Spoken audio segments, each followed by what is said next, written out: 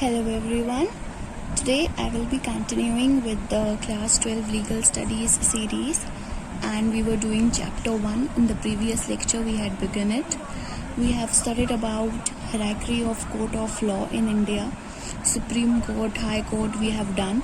We have studied that there are some redressal courts at the district level, that is the subordinate courts or the civil and criminal courts, right? Various tribunals are made for lowering the pressure of handling so many number of cases on the higher courts. So for that, lower courts like tribunals are made that serve a particular purpose. If there is a consumer tribunal, that means they will deal with the matters relating to consumer redressal, right? I've given you an example also yesterday regarding this. Now we will be continuing with some additional information that is given under the heading of tribunals. We will continue our lecture of today with this, okay?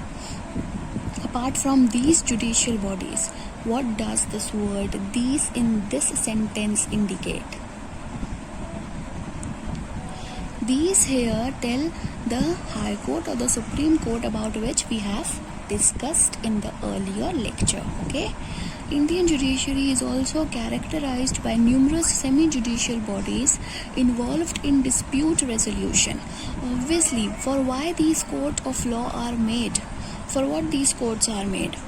So that whenever there is a dispute between two people or more than two people, then they can approach a court of law, and they can, after that, if they win or lose, whatever happens, obviously one party will win and the other has to lose in that condition, or compensation will be regarded. You must know about all these things. So what happens? What is the need of establishing courts? So that whenever there is a dispute, whenever there is a fight in the society between two people or more than two people, and they are dissatisfied, they are not able to come to a final decision or come to a resolution, then they can approach a higher authority where both the parties will be heard equally, will be treated equally, and then a decision or verdict will be announced, right? So for that and for peaceful coexistence of the people also, the courts were established. So for dispute resolution, some other judicial bodies, semi-judicial bodies or quasi-judicial bodies, as I told you, they were established so that there are a huge number of cases pending on to the higher courts, High Court, let it be, or Supreme Court. There are a huge number of cases which are pending. To reduce that burden, these tribunals or quasi-judicial bodies were made, because Supreme Court has a plethora of cases, and if even a petty fight person or a property dispute, petty or trivial property dispute has gone to Supreme Court where such important other matters are pending, then it will be a sheer wastage of time for the Supreme Court, right?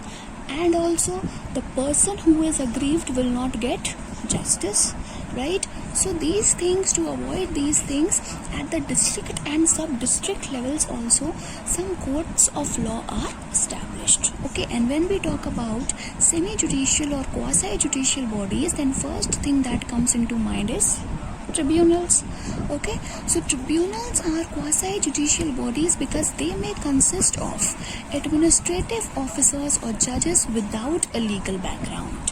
Why they are quasi or semi-judicial? Because they are a part of judiciary, so there is judicial bodies, but quasi or false or semi or half means they judges or the administrative officers, जो भी head होगा, he or she may not or may belong to a legal background. Both cases, both situations are possible.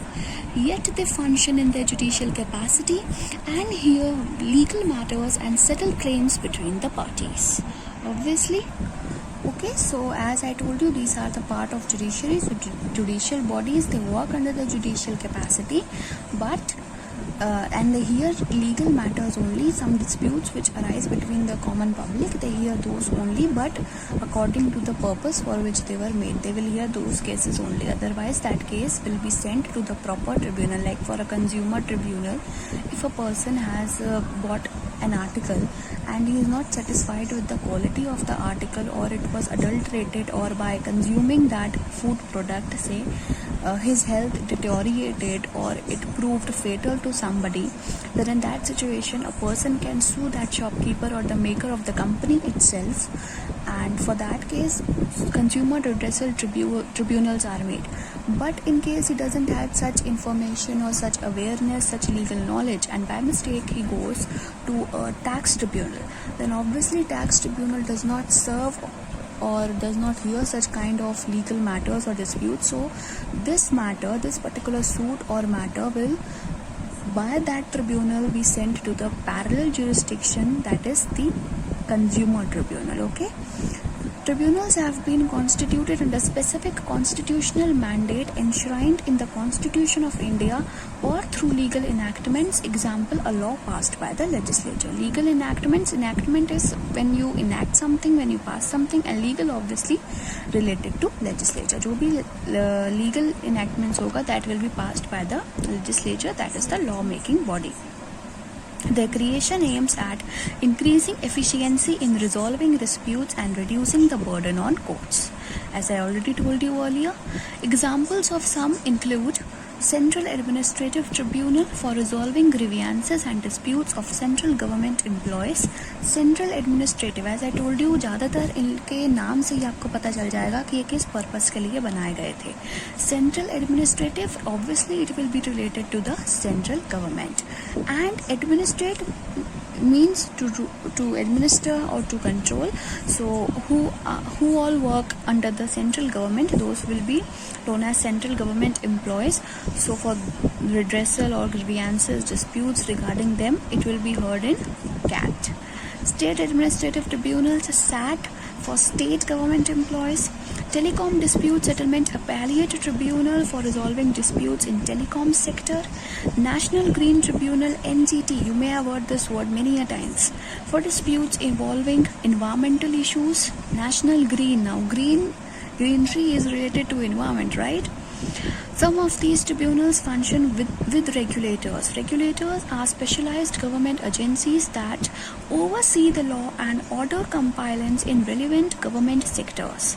For example, one of tribunals, TDSAT, that is Telecom Dispute Settlement Appellate Tribunal, functions alongside the regulator TRAI, Telecom Regulatory Authority of India. Now TRAI was recently, this term, this regulator name was recently in news when the Airtel and Idea dispute held recently, right? So it was much in news. Therefore, these tribunals complement and supplement the role of courts in maintaining law and justice in the society. Let us ponder, let's see what's written in that. India has no court of appeal unlike UK. Court of appeal means a separate court where all the appeal cases will come and they will be heard. So there is no separate court of appeal as such in our country. The higher courts have the appellate jurisdiction for that.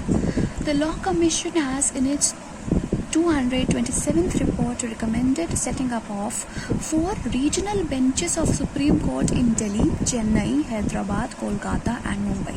So the Law Commission has suggested or has recommended that there must be a setup of 4 regional benches of Supreme Court in these 5 cities. 5 में से किसी भी 4 या all 5 cities में आप setup कर सकते हैं. This was the recommendation given by the Law Commission in its 227th report. However, full court of Supreme Court has rejected this suggestion for establishing a constitutional bench in Delhi and cessation benches in 4 regions. Indian Supreme Court hear more than 50,000 cases a year. UK and US Supreme Courts, on the other hand, hear less than 100 cases a year on an average. Now, both of these, when combined, they hear less than 100 cases a year. And Indian Supreme Court alone hear more than 50k cases a year. So as I told you, there are huge number of cases pending also. India, unlike the US, has a unified judicial system. Each state does not have a separate hierarchy of courts that adjudicate state laws. Separate hierarchy is not there in each and every state of India. Rather, the center and state all combinedly have a particular and single hierarchy. That's why we say that India has a unified or one judicial system, combined judicial system, and US does not has this, since US in itself contains 50 autonomous states. So in every autonomous state there is a separate hierarchy of courts. Now next topic is salient features of Indian judiciary. India has a common law jurisdiction. Taking its precedence from British tradition of common law, India has adopted a similar model. Obviously, the people who ruled over us, we have taken so much inspiration and so much things from them, okay? So many good things we have taken from them. We have adopted their models, which they used in our country when they ruled over us. Some of the similar models are still used in India. Under this scheme of common law system, the decisions, orders, judgments developed by the judges in India help in creation and development of laws and legal principles, which becomes binding precedents for all subordinate courts in the hierarchy. Whatever judgment is passed by the Supreme Court, it is binding on all the high courts, on all the subordinate courts of the country. Whatever decision is passed by High Court of a particular state, it will be binding on all the subordinate courts of that particular state only. It will not be binding on all the high courts of the country, all the other high courts of the country. It will neither be binding on the Supreme Court of the country, because the decision of a higher court will only be binding on the lower court, first thing. Secondly, when we have parallel jurisdiction, that means all the state high courts are at the state level, right? So all the state levels के ही state level पे decision binding हो, ऐसा नहीं होता. They, like, a decision passed by Allahabad High Court may be taken up as a precedent by a judge who is taking up a case, a similar sort of case in Madras High Court. Okay, it may or may not be taken as a precedent, but whatever be the decision of the higher courts, they are to be taken as a precedent in the lower courts. Supreme court का high court और high court के नीचे यानी कि district level के courts में binding होता है. एक पर्टिकुलर स्टेट के हाई कोर्ट का डिसीजन उसके ही स्टेट के सारे डिस्ट्रिक्ट लेवल के कोर्ट ऑफ लॉ में बाइंडिंग होता है, लेकिन किसी दूसरे स्टेट के कोर्ट्स ऑफ लॉ में बाइंडिंग नहीं होगा. Okay. Therefore, courts play a vital role in creating laws, especially where gaps in law exist and legislature or executive have failed to enact laws. Thus, apart from administrating civil and criminal justice, courts and judges serve a vital function in the federal setup of the country. Opposed to this model is the concept of civil law system followed in countries like Germany, Russia, continental Europe. Main difference between common and civil law is with respect to the source of law. Under common law, judiciary can make laws through judicial decision of courts. However, under civil law, only the legislature or executive has the power to create laws and rules. This salient feature of Indian judiciary in following a common law model further strengthens the role of courts in India. So common law is one wherein the rules or regulations can be framed by the judiciary also. When legislator or executive are not able to enact laws on a particular matter or on a particular issue which is prevalent in the society, then the courts of India can take suo motu. Suo motu is by themselves. They can take consideration into the matter and they can come forward to frame laws. Okay, but in the civil law system which is prevalent in countries like Germany, Russia and Europe, etc., the rules are only and only to be made by the legislature. Their courts cannot intervene in between and come forward or make any rule or regulation. Okay.